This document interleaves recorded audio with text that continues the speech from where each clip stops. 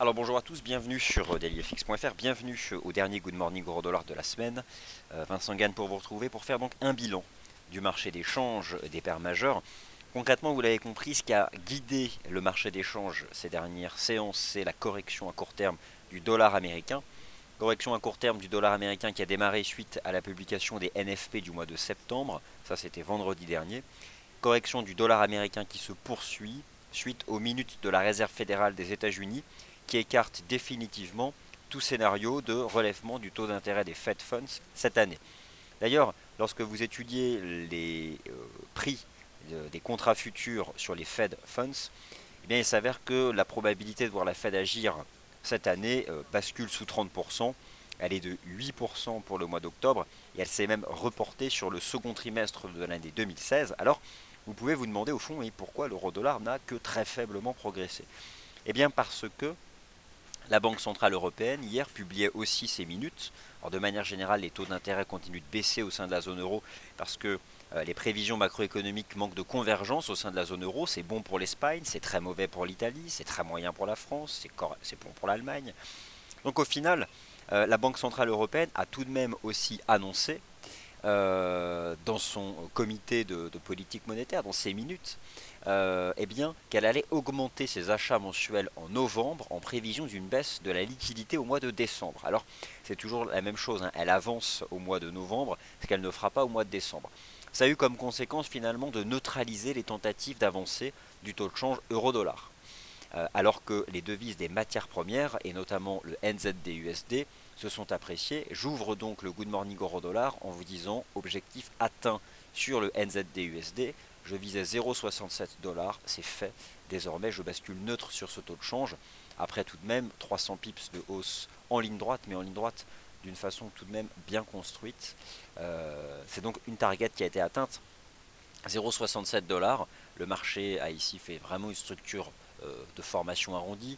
Tout a commencé par un double bottom. Je vous rappelle que les devises des matières premières sont soutenues parce que le prix des matières premières rebondit, notamment le prix de l'énergie, puisque finalement le marché a revu en baisse son anticipation de la décélération du niveau de la demande chinoise, avec somme toute, selon le Fonds monétaire international, une croissance économique qui devrait se maintenir en Chine en 2015 à 6,8% pour le taux de croissance en rythme annuel du produit intérieur brut.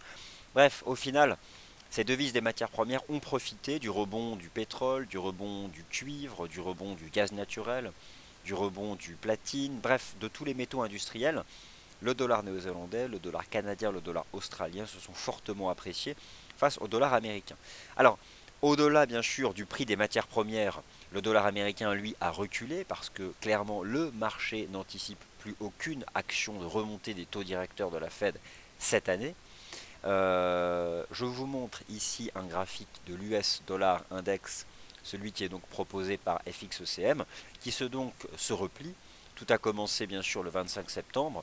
Le signal négatif a été donné le 6 octobre avec une cassure de support. Et je pense que l'US Dollar Index de FXM devrait ici se replier en direction de cette ligne de tendance haussière encore sur le court terme. Mais après, à plus moyen long terme, je vous rappelle qu'on évolue dans ce range et au fond, pourquoi pas même réenvisager ici l'US Dollar Index se replier en direction de la partie basse de ce range.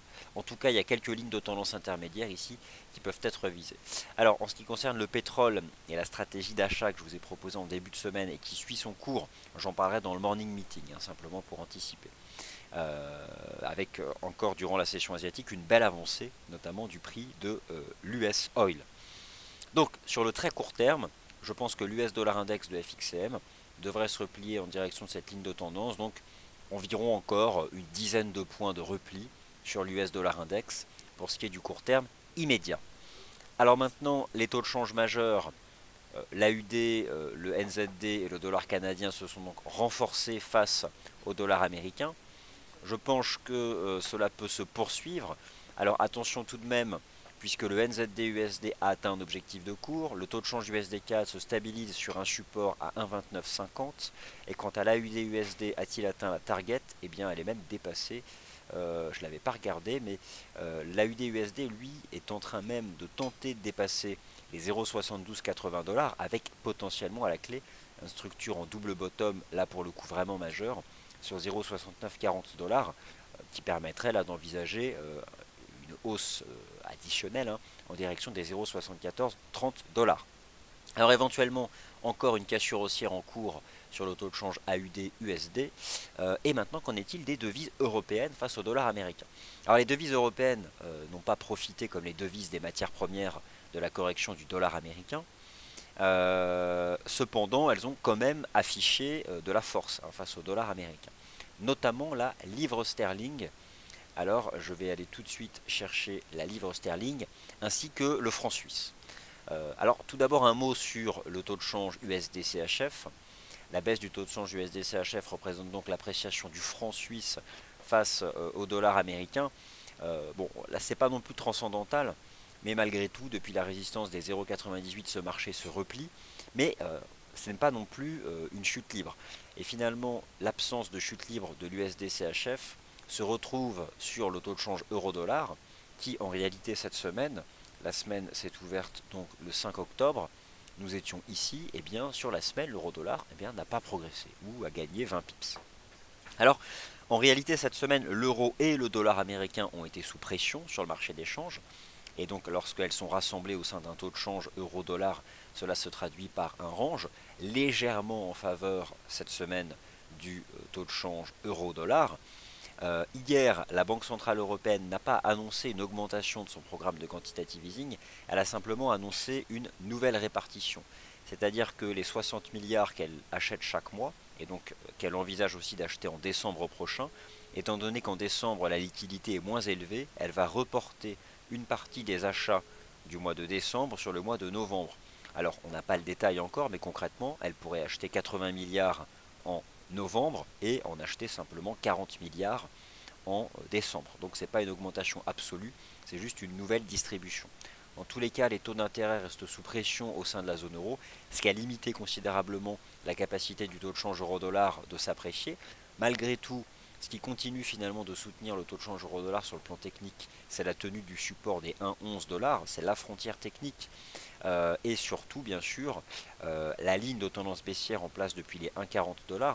Alors ce matin, j'ai fait un tweet, j'ai partagé un graphique, bien sûr, avec un peu d'humour, en expliquant que j'avais mis 1 heure à réaliser l'analyse technique ici sur le taux de change euro-dollar, mais au fond, ça résume bien la tendance de fond.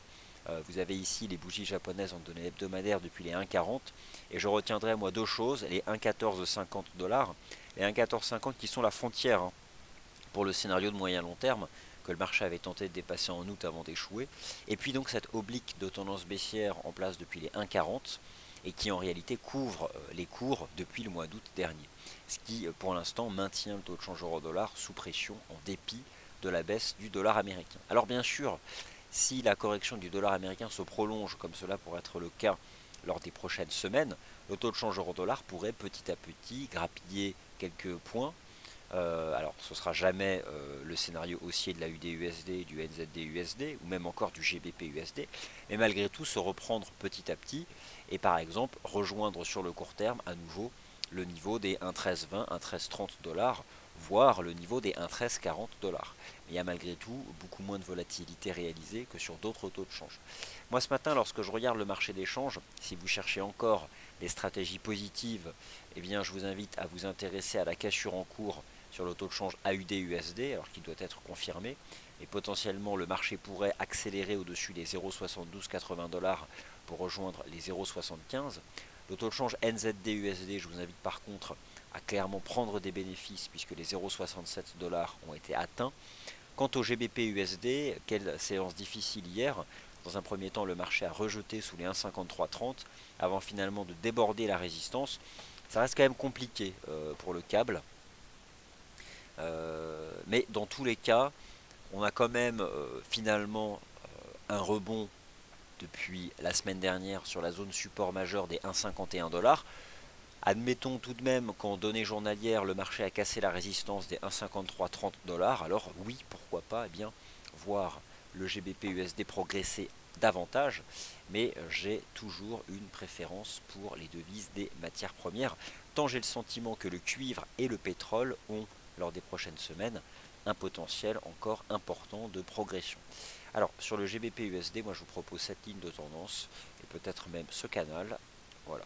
exactement un canal en données 4 heures qui peut être utilisé pour une stratégie positive depuis donc le rounding bottom ici sur le niveau des 1,5170 $. Alors, voilà, écoutez, je rebascule sur le taux de change AUD-USD en plein écran, puisque c'est celui-ci qu'il faut surveiller, je pense, ce matin. Et je me tourne maintenant vers vos questions, qui sont nombreuses. Alors, bonjour Pierre-Alain, bonjour Frétala. Alors, je vois en effet beaucoup de questions sur les matières premières, notamment sur l'or et le pétrole. Alors, bonjour, vous souhaitez avoir le lien vers le communiqué de presse de la Fed. Alors, pour la Réserve fédérale des États-Unis, il suffit d'aller sur le site de la Réserve fédérale des États-Unis. Hein. Voilà, je vais aller vous le chercher. Je vais vous chercher, ce sera plus simple. Alors, hop, voilà. Je vais vous chercher ça. Ça, vous l'aurez. Allez, hop.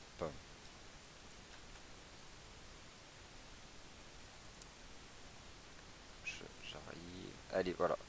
Je vous le mets dans le chat. C'est ici que vous allez trouver le communiqué presse de la Fed hier, des minutes de la Fed. Alors visiteur, voilà, vous êtes donc à l'achat sur le NZD-USD, devez-vous couper? Vous êtes aussi à l'achat sur le pétrole, devez-vous couper? Écoutez, tout dépend en fait de la façon dont vous gérez votre position.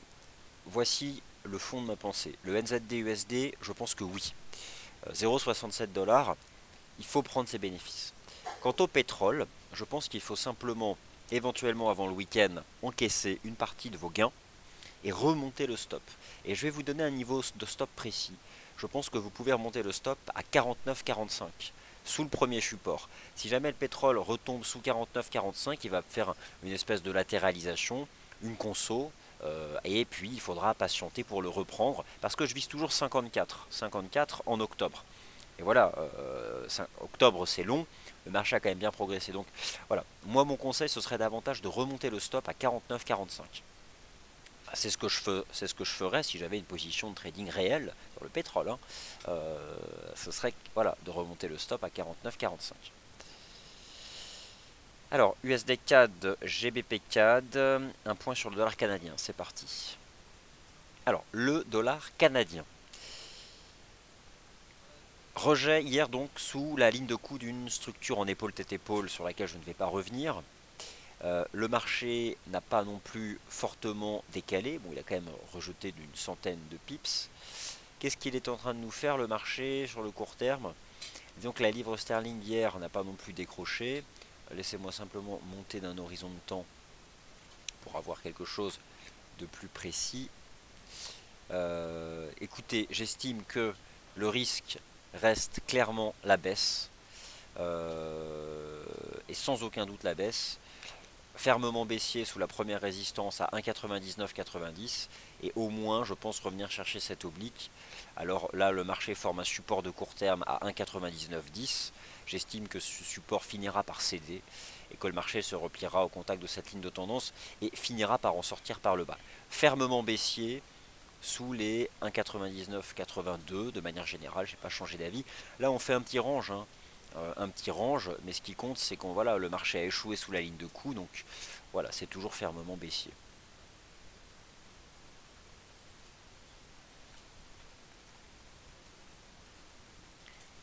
Je suis en train de regarder, non, j'ai toujours un perfect streaming, donc je pense que ça fonctionne bien.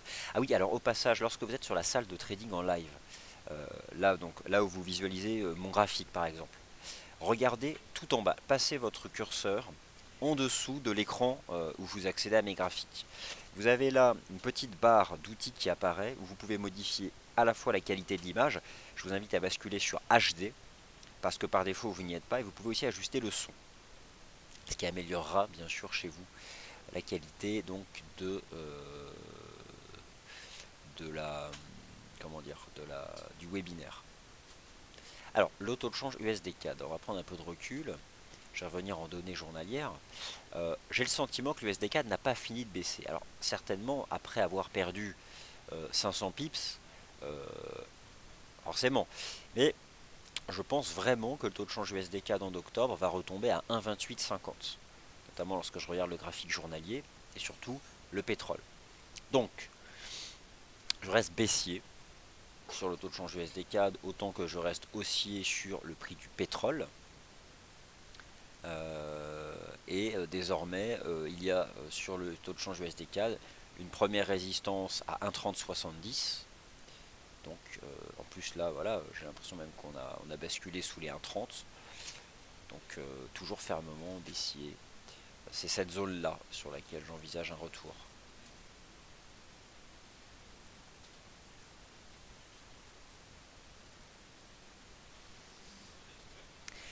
Voilà, bah écoutez, ainsi s'achève le Good Morning Euro Dollar, j'espère que vous l'avez trouvé assez clair. Moi je vous retrouve dans le Morning Meeting où je vous donnerai cette fois-ci mon opinion sur les indices boursiers, le Bund, les paires croisées et les matières premières. D'ici là, donc portez-vous bien et prochain point de marché à 10h30. Justement sur les matières premières, j'ai hâte d'entendre l'avis de Yoav sur l'once d'or. Faut-il toujours chercher à le vendre sous résistance ou l'once d'or peut-il accélérer à 1200 $? C'est pas évident de répondre à cette question. Allez, à tout à l'heure, merci beaucoup.